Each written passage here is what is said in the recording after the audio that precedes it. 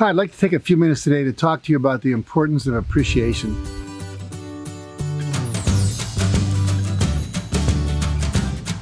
You know, a lot of you are practicing the law of attraction, or you want to use the law of attraction to get to where you want to go. And in order to do that, you have to raise your vibration. And we're told over and over, the first step of manifestation is to appreciate what you already have. And when you appreciate that, you're in a state of high vibration, which means you're more attractive to attract more into your life at that same vibration. You know, one of our early Chicken Soup for the Soul books, I put a story in there by a man named Art Buchwald, who talked about a man who was walking down the street with a friend, and all of a sudden the man stopped and he looked over at the construction workers and he said, "I just want to thank you guys for building these amazing buildings in New York. I know how hard it is. I really appreciate the contribution you're making to the city." And as they walked away, my friend said, or his friend said, what was that about? He said, "Well, I just want to thank those guys to kind of make their day." He says, "Oh, okay."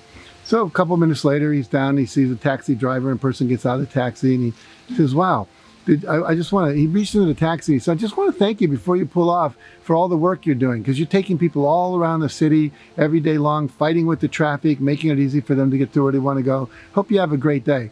And his friend's starting to think he's a little bit crazy now, and they walk a little further, and he smiles at this very unattractive woman. And his friend says, "What's with you? You just smiled and told a very unattractive woman to have a great day. Why'd you smile at her?" He said, "Well, maybe she's a teacher. And if she's a teacher, she goes to her classroom, those kids are in for a really good day." And so the reality is, every time you smile, every time you appreciate someone, every time you appreciate anything in the universe, you are creating ripples of that love and appreciation going out into the world. I have a friend named Janet Atwood who developed the passion test, and also a friend named Ken Honda who lives in Japan, who I've been over there speaking for him, and he wrote a book called Happy Money, which I recommend if you get a chance to read it. And they wrote a book called Morrow Up. And the book is about a man in Japan by the name of Wahei Takeda. And Wahei Takeda is known in Japan as the Warren Buffett of Japan, probably the most wealthy investor in Japan.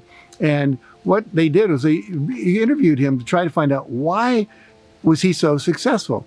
And he said, "Well, because I'm always grateful." And in Japan, the word arigato means thank you. He says, "I am saying arigato all day long, almost like a mantra, arigato. Everything I look at, the plants, arigato. The camera that's filming me, arigato. The cameraman behind me that's doing that, thank you for that, arigato, arigato, arigato." And that level of thankfulness raises his vibration. And he said, when I'm in that vibration, I always know the right thing to do.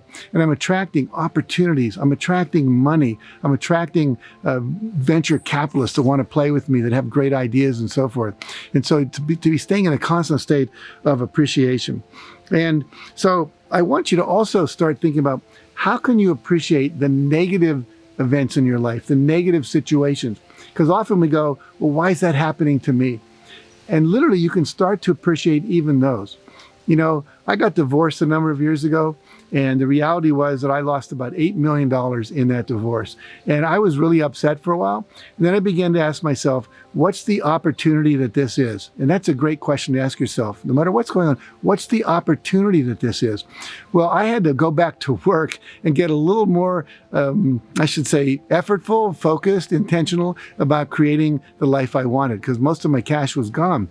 And that's when I wrote the Success Principles, which I may not have written otherwise. And there were many other positive things that came out of that. You know, one of the things about being 75 years old is you can look back and you've got to start to see that everything I thought was a problem, I got to develop qualities like perseverance, like courage, like the ability to enroll people in my vision, to ask. Asking was very difficult for me for a number of years. But as I got better at asking, because I had to survive, I got many, many more things came into my life as a result of that.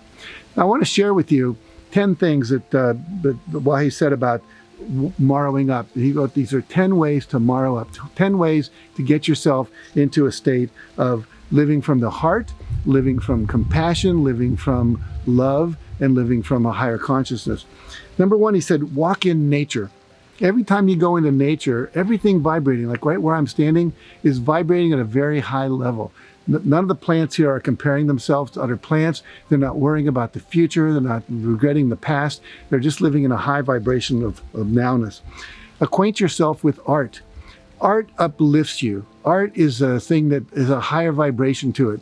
Our poets, our songwriters, our painters, they see at a different level and they raise amazing vibrations inside of you when you're appreciating that art.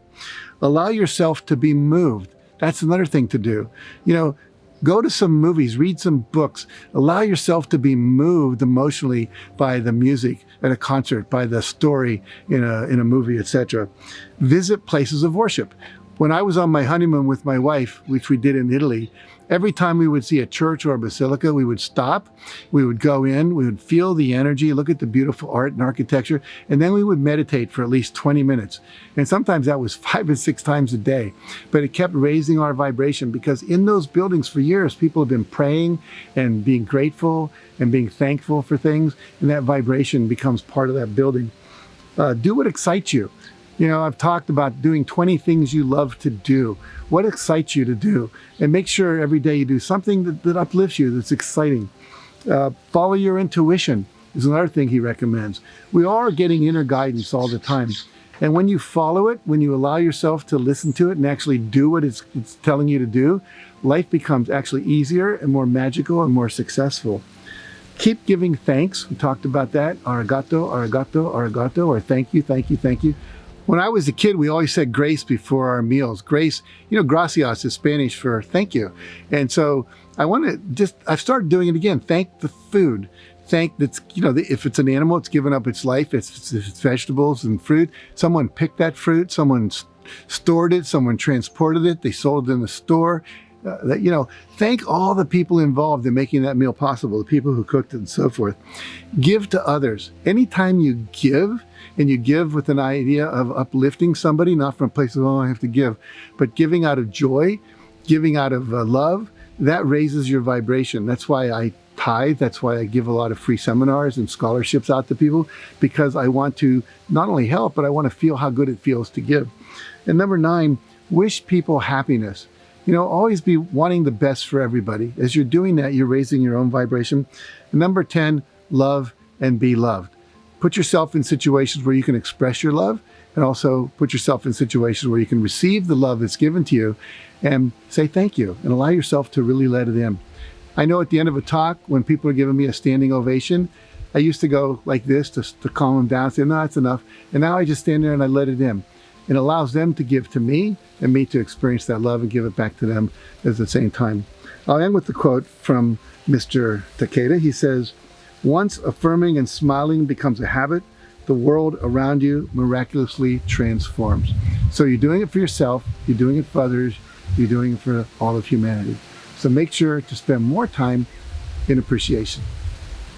Hey, thanks for watching today. And if you like what you saw, make sure to like it, share it with a friend who may need it, and subscribe to my channel if you'd like to receive more videos like this. And if you'd like more information about the topic we talked about today, go to my website at JackCanfield.com for some resources that you can use to apply even more of what you learned today. Thanks again for watching.